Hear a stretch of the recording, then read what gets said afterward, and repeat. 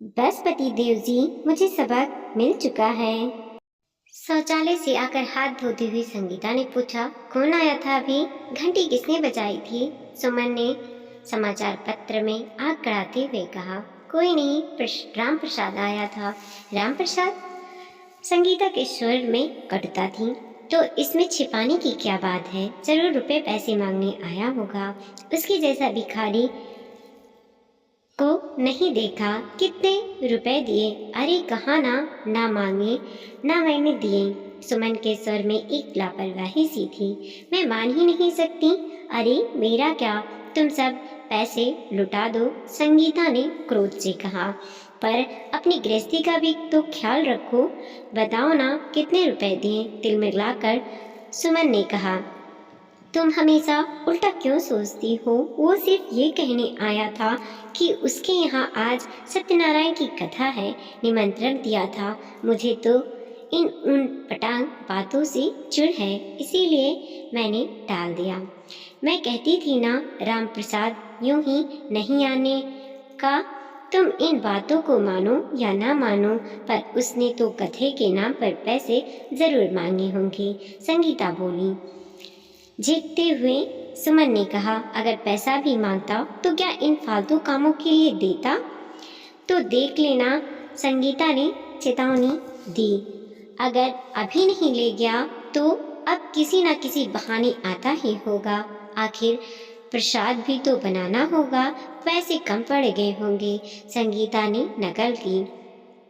सुमन ने क्रोध से कहा, भली मानस, अब आए तो तुम ही दरवाजा खोलना और तुम ही उससे निपट लेना। मेरा दिमाग मत खराब करो। अगर हो सके तो एक प्याली चाय बना दो। कब से बैठा हुआ हूँ, इंतजार कर रहा हूँ। छी,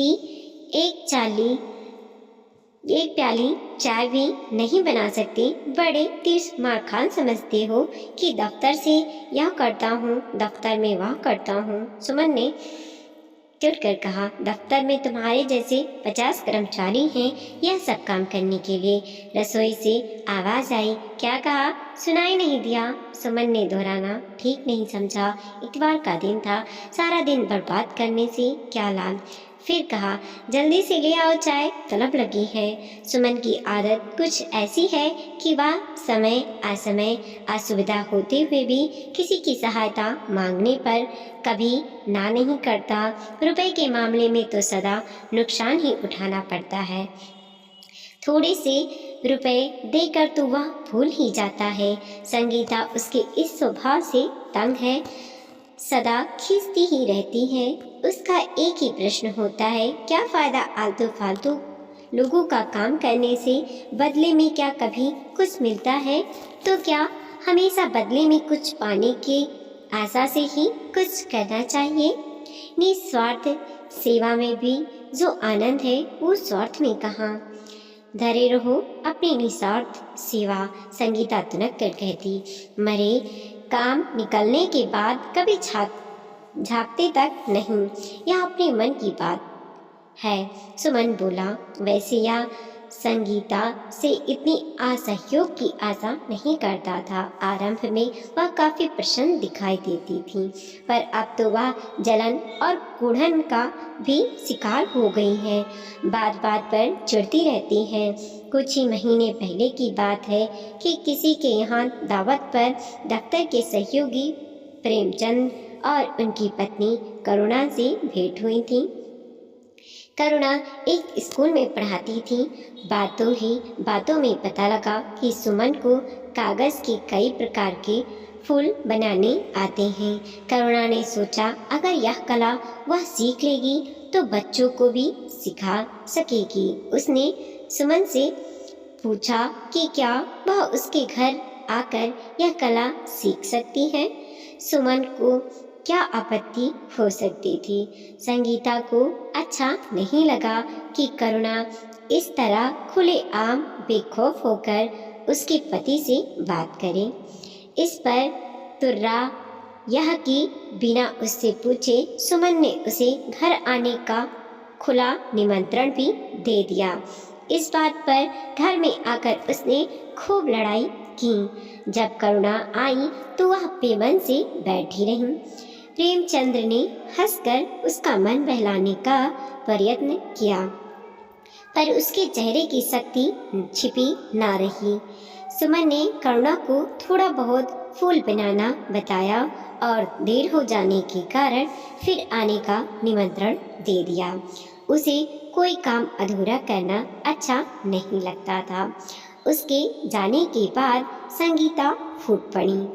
मैं पहले से कह देती हूँ कि अब ये लोग यहाँ नहीं आएंगे। सारे काम छोड़कर मरी को बस कागज के फूल बनाने ही सूझें। ओहो, तो हमारा कौन सा नुकसान हो गया? अरे, जो आता था सो बता दिया, उसका भला हो गया। बच्चों को स्कूल में सिखाएगी, इससे कला का और विस्तार होगा। सुमन ने कहा, किसी व्यावसायिक स्कूल में जाकर सिखाती तो गार्ड से पैसे जो खर्च करने पड़ते, यहाँ तो मुफ्त में ही काम निकल गया, चाय नाश्ता भी मिल गया। तुम तो बेकार में झगड़ा करती हो, इसमें चाय पानी भी जोड़ दिया। आप अपनी बनाने पर पड़े तो जानो। वैसे मैंने कह दिया कि अब वह इस घर में नहीं आएगी। आजकल तो आएगी ही, उसके बाद मना कर दूंगा। कल भी नहीं, मैं दरवाज़ा ही नहीं खोलूंगी, दरवाज़ा मैं खोल दूंगा। तुम कष्ट मत करना, सुमन ने हंसते हुए कहा। क्यों, क्या वह तुम्हारी कुछ लगती है? सुमन की हंसी से आहत होकर संगीता ने व्यंग किया। तुम तो पागल हो, सुमन क्रोध से बोला और मेज पर से पत्रिका उठाकर पन्ने पलटने लगा। अंत में घर में शांति बनाए रखने के प्रयास में दूसरे दिन सुमन को प्रेमचंद से कहना पड़ा कि संगीता की तबीयत ठीक नहीं, वह स्वयं किसी दिन आकर करुणा को बाकी के फूल बनाना सिखा देगा। दरवाजे पर घर की घंटी बजी तो सुमन की तंद्रा टूटी। उठकर देखा तो प्रेमदयाल खड़ा था, पड़ोसी था, हाथ में एक थैला था। देखकर मुस्कुराया। आओ आओ प्रेमदयाल, कैसे आए?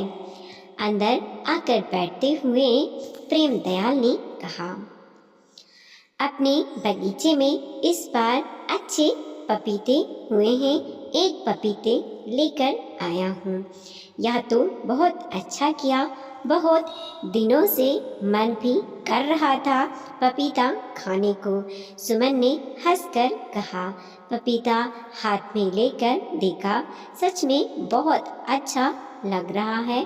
काफ़ी मेहनत करते हो। अच्छा तो चलता हूँ। अरे ऐसे कैसे? बैठो, एक प्याली चाय पीकर जाना। मैं भी सोच रहा था कि कोई आए तो चाय पीने का बहाना मिले।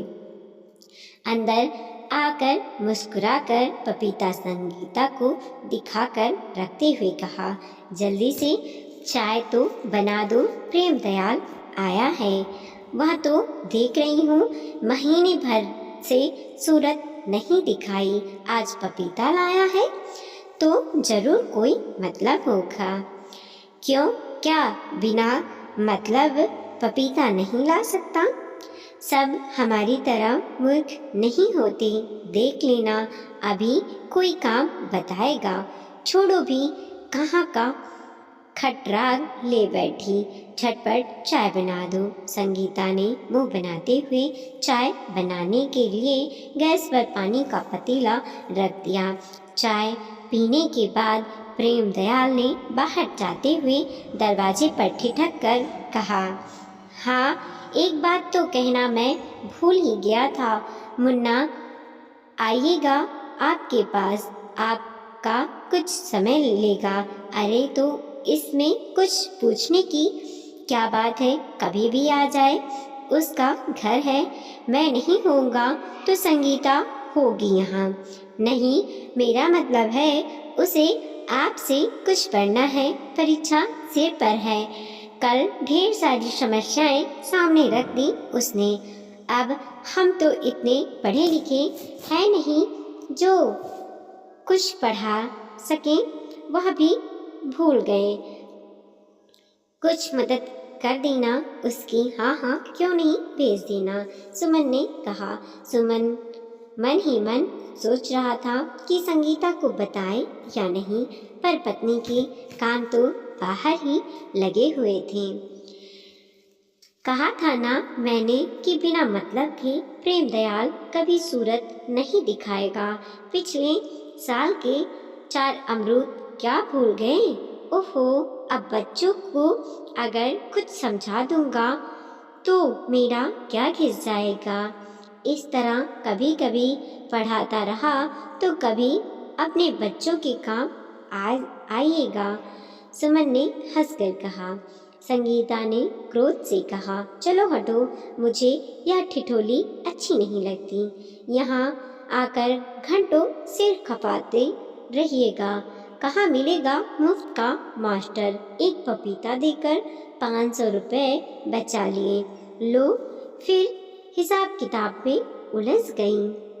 अच्छा बताओ, क्या सब्जी लानी है?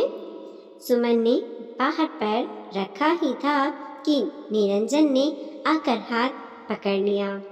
तो मिल ही गए। मैं तो डर रहा था कि कहीं चले ना गए हो। क्या बात है, घबरा क्यों रहे हो? पप्पू को कुत्ते ने काट लिया है। वैसे तो कुत्ता पालतू है, पर उसके इंजेक्शन तो लगवाने ही पड़ेंगे। जरा स्कूटर निकालो तो उसे अस्पताल ले चलें। ठीक है, तुम चलो, मैं अभी आता हूँ। बड़ी मेहरबानी होगी, बस मुझे तुम्हारी यही बात अच्छी नहीं लगती। ऐसा कहकर शर्मिंदा मत करो। सुमन स्कूटर की चाबी लेने घर में आया। क्यों, क्या हो गया? थैला तो हाथ में है और रुपए भी मैंने दे दिए थे, संगीता ने संदेह से पूछा। अरे यह निरंजन है ना, बाहर मिल गया। उसके बच्चे को कुत्ते ने काट लिया है, उसे अस्पताल पहुंचाना है, संगीता ने भड़क कर कहा। तो क्या शहर में स्कूटर और टैक्सी वालों ने हड़ताल कर दी है? लेकिन जब मुफ्त में सवारी मिली हो तो कौन भाड़ा देना पसंद करता है? इंसान को जो सहारा मिल जाए उसी का ही तो आसरा लेगा। अभी आता हूँ, ज़्यादा देर नहीं लगेगी। सब्जी नहीं होगी तो खाना नहीं बनेगा। उसी निरंजन से कह देना होटल से कुछ लेकर बंधवा देगा। स्कूटर के 5 रुपए में खर्च नहीं कर सकता। तुम सब तब तक दाल चावल चढ़ाओ, मैं लौट कर आता हूँ। मैं क्या जानती नहीं हूँ उस कंजूस को। वहाँ 2 घंटे खड़ा रखेगा और फिर वापस भी तुम्हारे साथ आएगा। 4 महीने हुए तब मैंने कहा था कि दौरे पर हर महीने हैदराबाद जाते हो, मेरे लिए मोतियों की माला ले आना। उस दिन से आज तक सूरत नहीं दिखाई। अब क्या कहूँ संगीता, तुम्हारी तो उल्टी सोचने की आदत है। अब उसे क्या परेशानी है, हमें क्या मालूम। एक बार रुपए देकर देखती लाता है या नहीं। भली चलाई माला के तो दर्शन दूर, रुपए भी हाथ से जाते। मैं कह देती हूँ कि उसे अस्पताल छोड़कर चले आना, नहीं तो मैं ताला लगाकर चली जाऊंगी। अच्छा बाबा, अभी आता हूँ। सुमन झट से चाबी लेकर चला गया। सब्जी लाकर आराम से बैठकर सुमन से ने पत्नी के कंधे पर हल्के से थपथपाते हुए कहा, अब एक प्याला चाय हो जाए तो कहूँ कि धरती पर अगर सर्वोत्तम स्थान है तो बस यही है, यही है, यही है। संगीता ने कर्कश स्वर में कहा, मुझे नहीं अच्छी लगती यह खुशामद। अपने आप बना लो। किसी ने ठीक ही कहा है कि क्रोध में औरत की खूबसूरती दुगनी हो जाती है। अब तुम मुझे दुगनी सुंदर ही अच्छी लगती हो। अगर कहीं चौगुनी या अठगुनी सुंदर हो गई तो भला मैं कहाँ बर्दाश्त कर पाऊंगा। अब बना दोगी चाय तो तुम्हारा गुण गाऊंगा, नहीं तो क्या? संगीता ने पूछा। नहीं तो क्या, नीचे हिदायतुल्लाह की ढाबे पर जाकर पी लूंगा। क्यों, ढाबे में क्यों जाओगे? संगीता ने बिगड़ कर कहा। निरंजन के जाओ, प्रेम दयाल के जाओ, उसके उसके करुणा के यहाँ आ जाओ। बढ़िया खूब खुशबूदार चाय मिलेगी। गहरी आहें भरते हुए सुमन ने कहा, बस मजा ही किरकिरा कर दिया। क्या तीर मारा है? दूसरे दिन ही संगीता को पत्र मिला कि उसे के छोटे भाई बहन कॉलेज की छुट्टियों में उसके पास कुछ दिनों के लिए आने वाले हैं। संगीता बहुत प्रसन्न थी। उसने बाजार से सामान लाने के लिए एक बड़ी सूची बना ली। सुमन के दफ्तर से आने की प्रतीक्षा कर रही थी। सुमन ने जल्दी आने का वादा किया था। उसका मन खराब ना हो इसीलिए गैस पे पानी चढ़ा दिया था ताकि सुमन के आते ही उसे एक प्याला चाय प्रस्तुत की जा सके। लगता है तुम्हारी शादी हुए 1 महीना भी नहीं हुआ है, क्या जच रही हो? लगता है आज बाजार जाना नहीं होगा, सुमन ने शरारत से कहा। क्या मतलब? संगीता ने शर्माते हुए कहा। अरे मैं ठहरा मामूली इंसान एक ही तो काम कर सकता हूँ, या तो तुम्हारे साथ सामान खरीदने चलूँ या तुम्हें लोगों की नज़रों से बचाते फिरूं। ये लो चाबी और उठो, ज़्यादा बातें मत बनाओ। संगीता पर्स उठाकर बाहर आ गई। पता नहीं कैसे भूल गई कि जैसे ही सुमन ने किक मारा कि स्कूटर चलाया तो गियर न्यूट्रल में ना होने की वजह से झटके से आगे बढ़ा। हैंडल हाथ से छूट गया और सुमन व स्कूटर दोनों गिर पड़े। नीचे नुकीले पत्थर पड़े थे। सुमन का सिर टकरा गया और वह अचेत हो गया। उसके शरीर से रक्त बहाव होने लगा। संगीता अवाक रह गई। यह क्या हो गया? जब उसे होश आया तो चिल्लाने और रोने लगी। भीड़ इकट्ठा हो गया। सब अपनी अपनी राय दे रहे थे पर कोई कुछ नहीं कर रहा था। तभी भीड़ को चीरते हुए राम प्रसाद आया। क्या हुआ भाभी? अरे सुमन बाबू को चोट आ गई। आप चिंता मत कीजिए, आप घर जाइए, मैं संभालता हूँ। राम प्रसाद ने लोगों की मदद से एक टैक्सी रोककर सुमन को उसमें लिटाया और जान पहचान के एक लड़के से स्कूटर घर में रखने को कहकर सुमन को अस्पताल ले गया। संगीता के आंसू रुक नहीं रहे थे। पास पड़ोस की कुछ स्त्रियां आकर उसे सांत्वना दे रही थी। लगभग 1 घंटे बाद प्रेम दयाल ने आकर कहा, चिंता की कोई बात नहीं है, अधिक चोट नहीं आई है, हेलमेट होने से बच गए, नहीं तो पता नहीं क्या हो जाता। कब आएंगे? संगीता ने आतुरता से पूछा। अब कुछ दिन तो अस्पताल में रहना पड़ेगा। मरहम पट्टी हो गई है, इंजेक्शन भी लगा दिए गए हैं, अभी तो सो रहे हैं।